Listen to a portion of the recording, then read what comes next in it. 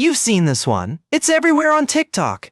A worker in a Chinese factory holds up what looks like a Birkin bag. The caption? "We make these for Hermès. They charge you 20,000. We'll sell it direct for 500. Millions of views, thousands of comments screaming, "I knew it!" and a convenient link in bio to buy these authentic factory bags at a 95% discount. Sounds like a bombshell, right? Here's the thing. It's a scam. A really clever one. And understanding why it worked tells us something important about how misinformation spreads. In early 2025, these videos started flooding For You pages everywhere, not just one or two hundreds of them. Different factories, different workers, all telling the same story. The claim was explosive. Hermès, Louis Vuitton, Chanel, the biggest names in luxury, were secretly outsourcing to China while slapping Made in France labels on the bags. The narrative was perfect. Rich people getting ripped off, billion-dollar corporations lying, and you, the savvy consumer, could beat the system by buying direct. Who wouldn't want that to be true? But wanting something to be true, that's exactly what makes us vulnerable, so let's actually investigate. First, some background. This viral campaign didn't appear in a vacuum. It exploded during one of the most intense moments of the US-China trade war. In April 2025, tariffs were escalating. Chinese manufacturers were watching their American customers disappear. They needed new markets, new strategies. Euronews reported that the timing wasn't coincidental. These videos emerged precisely when Chinese factories had the most to gain from undermining trust in European luxury brands. Think about it. If you believe Hermès bags are actually made in China anyway, why pay Hermès prices? Why not just buy from the real source? It's brilliant marketing disguised as whistleblowing, and it tapped into something real, a widespread suspicion that luxury prices are unjustified. Let's be honest. A lot of people look at a $30,000 handbag and think that can't possibly be worth it. Something must be a scam. And here's where the misinformation found its opening. Because if you already believe you're being ripped off, evidence that confirms it feels like justice. But here's where the story falls apart. Let's start with Hermès specifically. Every single Birkin and Kelly bag is handcrafted entirely in France, not assembled there, made there, from start to finish. According to Lampoon magazine's investigation of the Hermès manufactory in Riom, each Birkin requires 15 to 20 hours of work by one craftsman. One person, one bag. And here's the part that makes counterfeiting nearly impossible to disguise. Every craftsman signs their work.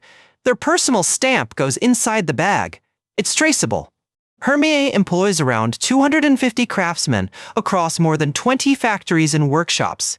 All in France. This isn't marketing spin. It's how the business actually operates. Now let's talk about the law, because this is where the viral claims completely collapse.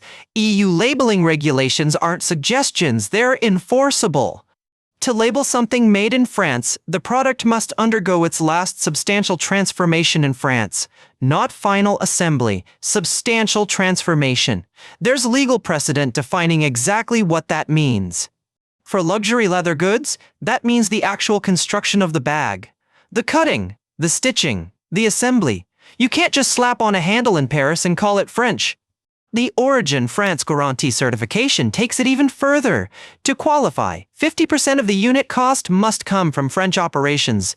Auditors verify this. So when Louis Vuitton's spokesperson responded to the TikTok claims, they didn't mince words. Quote, "These are likely an effort by counterfeit manufacturers trying to boost sales." End quote. Lululemon issued a similar denial. Hermès declined to comment publicly, but their manufacturing documentation speaks for itself. Here's the thing counterfeiters don't tell you. Making a real Birkin isn't just about materials. It's about technique that takes years to master. The saddle stitch used by Hermès requires two needles working simultaneously from opposite sides. It creates a different pattern than machine stitching. Experts can spot fakes immediately. The leather itself comes from specific tanneries. The hardware has proprietary alloys. The edge paint is formulated in-house. Every element is controlled.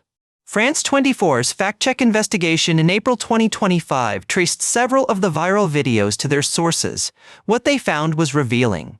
The factories in the videos weren't secret luxury suppliers, they were counterfeit operations, and the exposé format was designed to legitimize selling fakes.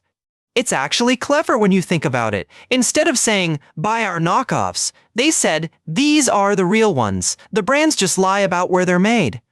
Newsweek's investigation pointed out something crucial. Quote, the claims that luxury bags are made in China are also very unlikely under labeling regulations in the US. American import laws require accurate country of origin labeling. Customs inspectors check this. The penalties for mislabeling are severe. It's not worth the risk for legitimate brands. So why did so many people believe it? This is where we get into the psychology of misinformation, and it's more interesting than the hoax itself. Researchers call it motivated reasoning. We're more likely to accept claims that align with what we already want to believe, and luxury skepticism runs deep. There's also the populist frame, rich people getting scammed by even richer corporations. That's a story that feels good to share. It levels the playing field, emotionally at least. The TikTok algorithm amplified everything. High engagement content gets pushed to more feeds. Outrage equals engagement, and these videos generated a lot of outrage in both directions. Business of Fashion reported that luxury brands faced a dilemma. Respond to the videos and give them legitimacy, or stay silent and let the lies spread unchallenged. Most chose silence, which might seem like a mistake, but there's logic to it. Every denial creates a headline. Every headline spreads the original claim further. It's called the backfire effect. Sometimes correcting misinformation actually reinforces it. The rebuttal reminds people of the lie. Meanwhile, the counterfeit sellers were making sales. Every viral video drove traffic to their links. The exposé format was just customer acquisition dressed up as journalism. CBC News interviewed experts who emphasized caution. The people buying these direct-from-factory bags weren't getting secret luxury goods. They were getting counterfeits, period. And counterfeits aren't just a financial loss. They often use inferior materials, toxic dyes, exploitive labor. The savings come from somewhere. Here's what makes this story frustrating. The misinformation is still out there. The videos are still being shared. New versions appear constantly. Platforms can remove individual posts, but the narrative persists. Luxury brands lie about manufacturing has become a meme. True or not, it spreads. The brands themselves have started investing more in transparency. Hermès offers workshop tours. Louis Vuitton has published manufacturing documentation, but it's defensive. The irony is thick. These companies are being forced to prove something that was never really in question, because counterfeiters invented a conspiracy to sell fakes. Now, to be fair, and this matters, some luxury brands do source components from various countries, hardware, leather, linings. That's normal global supply chain stuff. The question is where the final product is made, and for brands claiming made in France, that means substantial work happens in France. It's not just a sticker. So, what should you actually do when you see these videos? Here's the first principle. Consider the source's incentives. A Chinese factory during a trade war has obvious reasons to undermine European competitors. Ask yourself, who benefits if I believe this? The factory selling discounted bags, or the customer who gets accurate information? Follow the money. Second principle, check if established news outlets have investigated. France 24, CBC, Newsweek, they all looked into this. Their conclusions were consistent. The viral claims were false. Third, understand that Made in France isn't just marketing. It's a legal designation with specific requirements. EU regulators enforce this. The stakes are too high for luxury brands to fake. And finally, if a deal seems too good to be true, it is. A genuine Birkin for $500 doesn't exist. You're buying a fake. Here's a practical tip you might want to use. Before sharing any viral exposé video, spend 90 seconds searching for fact checks. That's all it takes, 90 seconds. Look for coverage from outlets that have reporters, editors, fact checkers, not influencers with affiliate links, not anonymous accounts with suspiciously good insider access.